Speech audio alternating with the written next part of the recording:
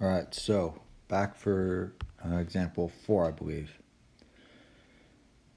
We've already done changing angle. That's fairly uncommon for an FRQ question. Change in field strength, more common. Change in size of area, more common, which is what we'll look at next. And the last one, moving the area in or out, not all that common. So, changing the size of the area of the loop. How do you change the area of a loop? Well, we'll see next.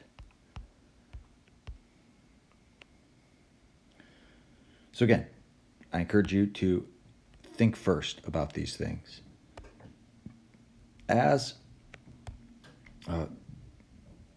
Well, set up the situation first. We've got two rails which come down connected with a resistor. There's a metal bar which is able to slide down here from the force of gravity. So when you release the bar, gravity starts pulling it down. Initially, there's no current in the loop because there's no changing flux. As the bar falls down, what's happening? The area is getting bigger, right? Bigger, bar goes down farther, bigger. So you're increasing the area, that's increasing the flux. And that increasing flux means the flux is changing, which is going to create the electric field and induce a current. Now, how is the flux changing? Well, as the bar falls down, we're increasing the flux. So the change in flux is in the same direction as the magnetic field, which is into the page. We want to point our thumb in the opposite direction as the change. So thumb points out of the page, and as we curl our fingers around, we will go counterclockwise around this loop. And again, if you think about a counterclockwise current here, and you curled your fingers in that direction, like imagine a solenoid, right? You curl your fingers in the direction of the current, your thumb points in the direction of the magnetic field. So if you curl your fingers counterclockwise here, your thumb points out of the page, and the current in here will create a new magnetic field inside here, which points out of the page, which will try to prevent this one from getting bigger into the page. Okay? That's the idea behind Lenz's law. Very important that you understand that. There's nothing, no equations, no integrals. It's not calculus. It's just very conceptual. And there's a lot of opposite this, that, thumb here, fingers there. So get straight on it, okay? Pause these videos, re-listen to it, go over these again on your own. Come back, watch that section of the video again. Make sure you understand the explanations. Even if you don't know how to do all the math, just understanding how to apply Lenz's law can save you a lot of points on these kind of questions where someone who doesn't understand them might lose. It's a good opportunity to set yourself apart, okay? Now I'm going to say that y equals 0 right here where the bar starts. Down, I'm going to call that plus y because that's the direction it's falling. That way the force of gravity is positive. The displacement would be positive, etc. So here's the question that we thought about it a bit, right?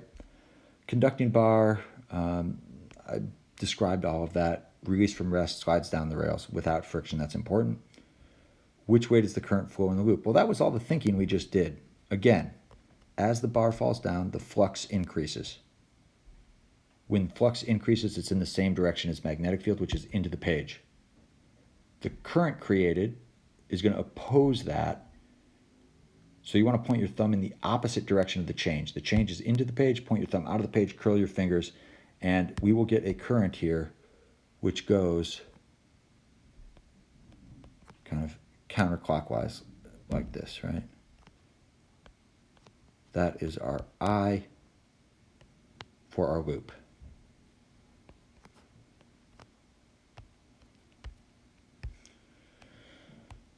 How can we explain that? It's counterclockwise, and it's according to Lenz's law, right? You don't have to write all that stuff about your thumbs and this and that. That is Lenz's law. I was doing it earlier to really break it down, but I think this explanation would be sufficient for an FRQ question. If you wanted to put something in there about, opposing the change, that would be good too. Couldn't hurt. In part B, what happens to the strength of the magnetic field above and below the bar after it's released? Okay, now, the magnetic field right here is into the page. This creates a magnetic field right here. That's B from the loop. That's the induced magnetic field. It's in the opposite direction of the original magnetic field. And so if you add those together, they will cancel each other out essentially. This one is going to be smaller. The original one is bigger. So the field will still point into the page, the net field, but it's going to be smaller than it was. What happens under the bar down here? Well, under the bar, if you use your right-hand rule for current in a wire, we have current going to the right. If you point your thumb to the right and curl your fingers will point into the page down here. So beneath the bar, the magnetic field gets stronger, the net magnetic field. Above the bar, the magnetic field gets weaker.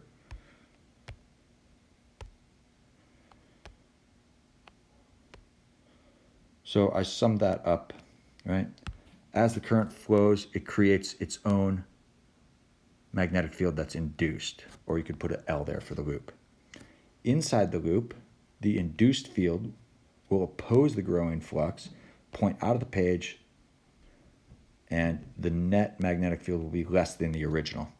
Below the bar, the induced magnetic field points into the page, which is the same direction as the original, and so that's going to make the net one grow and get bigger than the original. Question C, write but do not solve. That's an important thing. When you see that, do not solve. Do not solve. Waste of time. Differential equation. So we need an equation that has a derivative and the function of that derivative in it. Could be first derivative, second derivative, we'll see. Going to be determine the velocity of the falling bar. This is going to be very similar to the drag equation or the charging and discharging of a capacitor. So we start off with F equals ma, right? F equals ma. We have the gravity force downwards. There's going to be a magnetic force which points, I'm saying it points upwards. Now if we come back up here, how do we get a magnetic force upwards on the bar? Well, we have current flowing to the right of the bar, in the bar, right? As that current flows to the right, it's moving through a magnetic field. And so you'll do IL cross B. So if you point your fingers in the direction of current to the right, and you curl your fingers into the page, which way does your thumb point? Thumb's going to point up. So the bar here gets a force magnetic, which is up. And that will slow it down a little bit.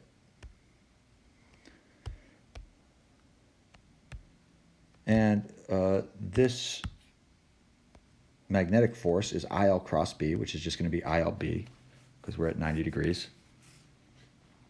Write your acceleration as dv dt. But this is not yet a differential equation because we only have dv dt. We also need to have velocity in here. Which of these other things depends on velocity? Does the magnetic field depend on velocity? No, that was given to us. Does the length of the bar depend on velocity? No. Does gravity depend on velocity? No. It's the current that depends on the velocity. Why does the current depend on the velocity? Because the current here is related to the change in magnetic flux. And the change in magnetic flux was due to the bar moving down. The faster the bar moves down, the faster the flux changes, and the more current will be induced. As more current gets induced, the upward force from the magnetic field becomes greater. At some point, these cancel each other out, and you'll have terminal velocity. Very similar to the force of drag, right? The faster it moved, the greater the force of drag became. So, how do we relate the current to the velocity? Well, we know I is epsilon over R.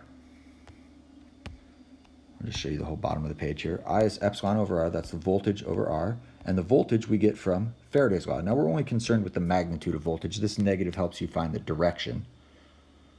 So we just want the magnitude of voltage.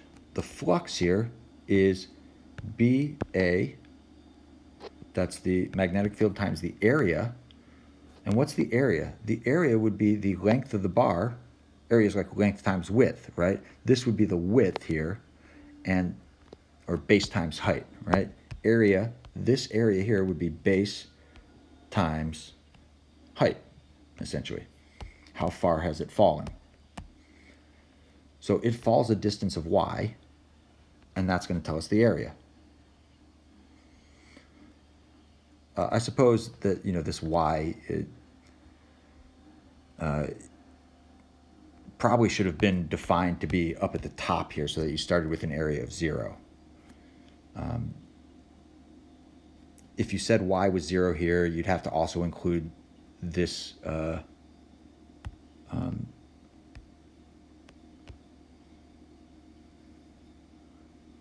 I'll just put y equals 0 up there. Hopefully that doesn't muck you up too much. So that was y equals 0.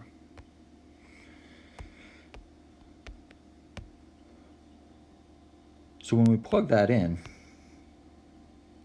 oops, I forgot my t on the bottom. When we plug that in, look at what we have. We have a time rate of change of BLY. What's changing over time? The magnetic field doesn't change. The length of the bar doesn't change. But the y position of the bar does change. And what's dy dt? Dy dt is velocity. So we get BLV for our induced voltage. And BLV over R, Ohm's law, I equals V over R. Don't get V of voltage confused with V of velocity. That's part of the reason why we use epsilon. So this is our induced current. And now we're going to take that induced current and plug it back into this expression right there. You don't need to do anything else with this right now. That is a differential equation. dV, there's the first derivative, and V, function. This is a function of time, right, the velocity. So differential equation, that's that. Next part of the question was find the terminal velocity. Well, terminal velocity means that's the fastest it's going to go. And at that point, if its velocity does not change, the acceleration is 0. So that's what we do. Sigma f equals 0. This was the result from part C. This becomes 0, the acceleration. And you solve for v, which now becomes the terminal velocity. mgr over b squared L squared. Almost done with this one. Part E, use the differential equation and solve. Now this is going to be the exact same methodology as solving the drag equation. So what do you want to do to solve the drag equation? You want to use separation of variables. You want to get on one side dv on the top and v on the bottom, and you want to get v positive with no coefficient. So you're going to multiply, this stuff away, essentially. So you'd multiply by r over b squared L squared. R over b squared L squared, m times r over b squared L squared. The t is going to move over to this side, the dt, and then you will divide this v over here. When you do all of that, and I'm skipping steps here because we don't have a lot of space. Furthermore, we've gone over these steps in the drag equation, and you can go back and watch the video on that. I go over it in detail there. When you separate your variables, you get the blue, and then you integrate 0 to v, start at speed 0, end at some speed v. On the left, we start at time t, and we start at time 0, and we go to some time t later on. And then when you do the integration,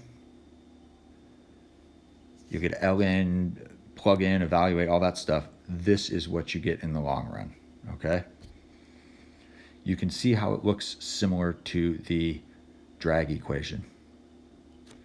This stuff out here should be our terminal velocity, because as t goes to infinity, e to the negative infinity would be 0, and this will be the terminal velocity, mgr over b squared L squared. And you can see, yes, that's what we have here. So that makes sense. And that is the end of this example. Got one more to do. Going to make a new video for that.